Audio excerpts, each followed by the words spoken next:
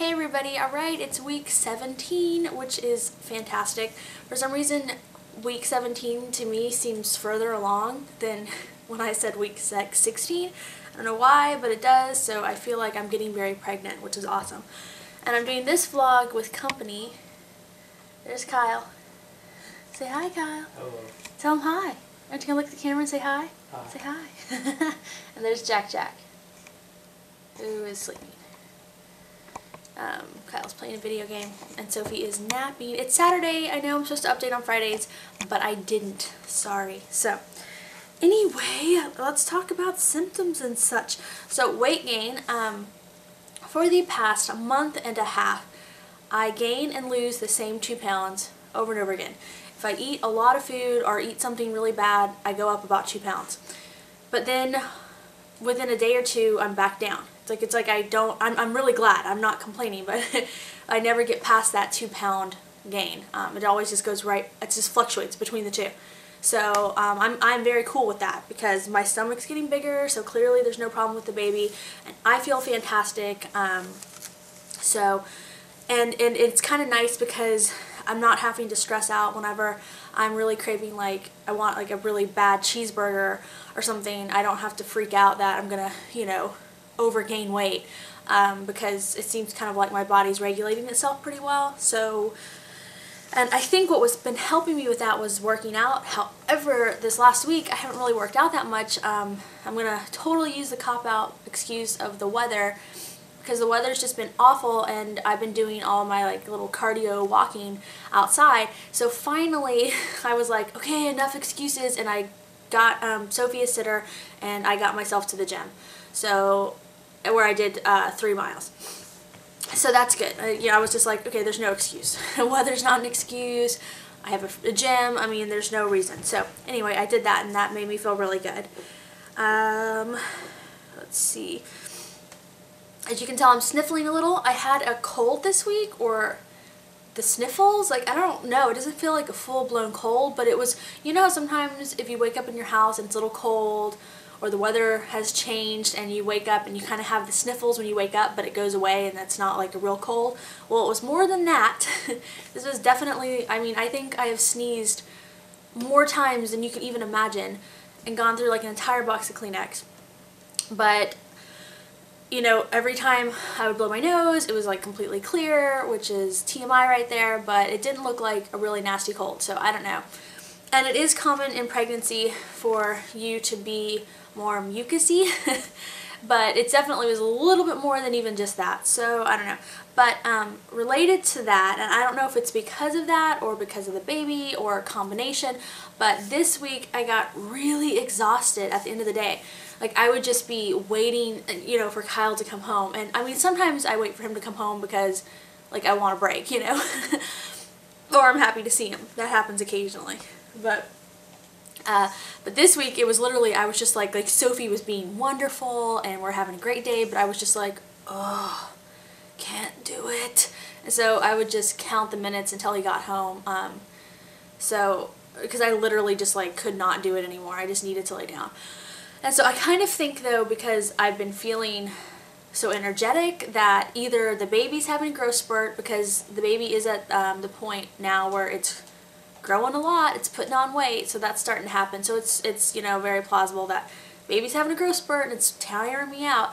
But I also kind of want to blame this cold or whatever, because I think that was really what was draining me.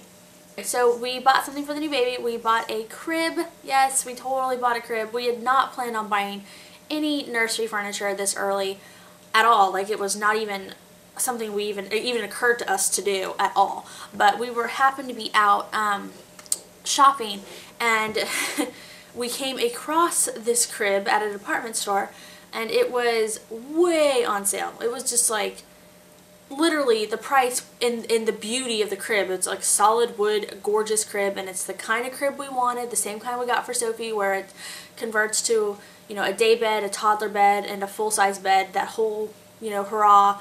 And literally when we saw the price, we were like, and the price was so good and so low that we thought they must be selling the floor model.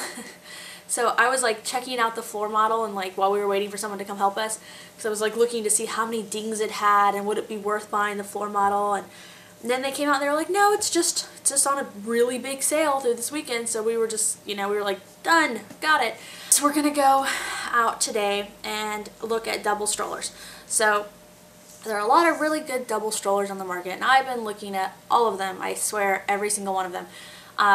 And the problem is, though, is that I've fallen in love with the Britex or the Britex, I don't know how you guys say that company name, but I've fallen in love with their stroller, the Be Ready, and it is, I can't, it's amazing. It is amazing, right? It's this stroller that, it starts off for one baby, but then you can add on there's all these accessories, and you can get, you know, you can have it set up for, you know, 2 infants and 2 infant carriers, or 2 toddlers and 2 toddler seats, and they kind of stack up.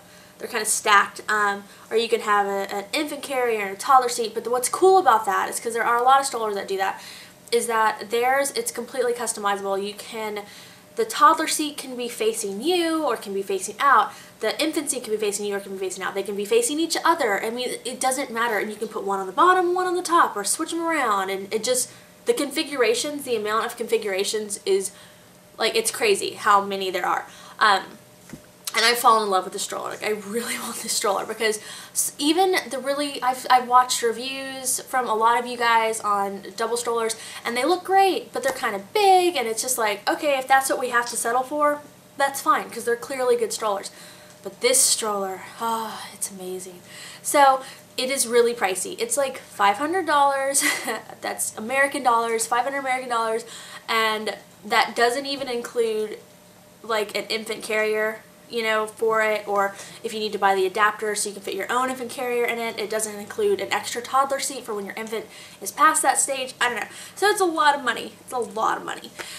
And so before I invest in it, I want to see it. However, like all high-end things, anything that's like a higher end model, Babies R Us, Target, none of those places will carry it, at least not in the store. Sometimes they'll sell it online, but in the actual store they don't have it.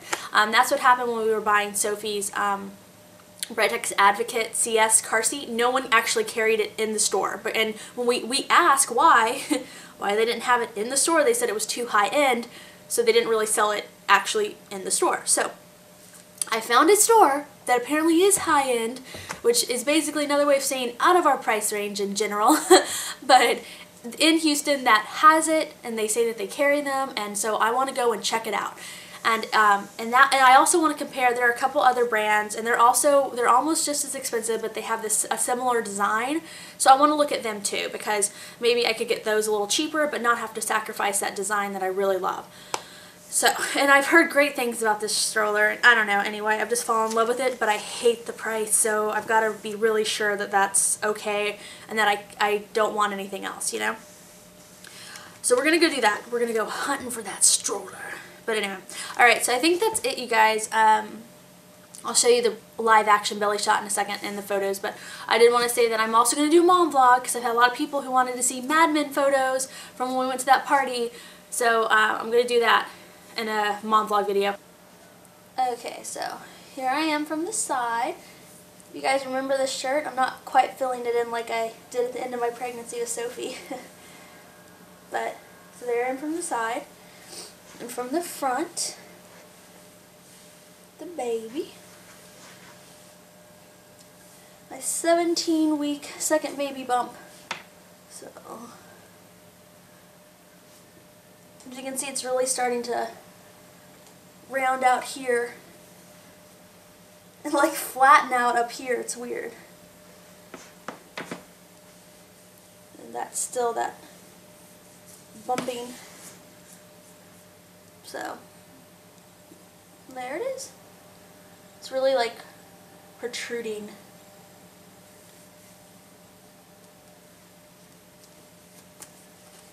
There it was. And I'll also show you guys the pictures too, so you can see. I did not like the pictures today. I took them, we took them after I just ate a big bowl of oatmeal, so I feel like I look kind of like a big bowl of oatmeal. But regardless, you can see the growth, so. Oh, and one more thing, in the mom vlog video, I'll also tell everybody wanted to know about what lip gloss I was wearing in my last update. So I'm just going to tell you guys and show you guys in the mom vlog as well. So don't think I forgot. I did get your comments. Okay guys, so that's it. I will see everybody next week for week 18, which is, we're getting closer and closer to the gender ultrasound, so I'm really excited. Oh, just 2 more weeks, you guys. 2 more weeks. Alright, so that's it. Bye.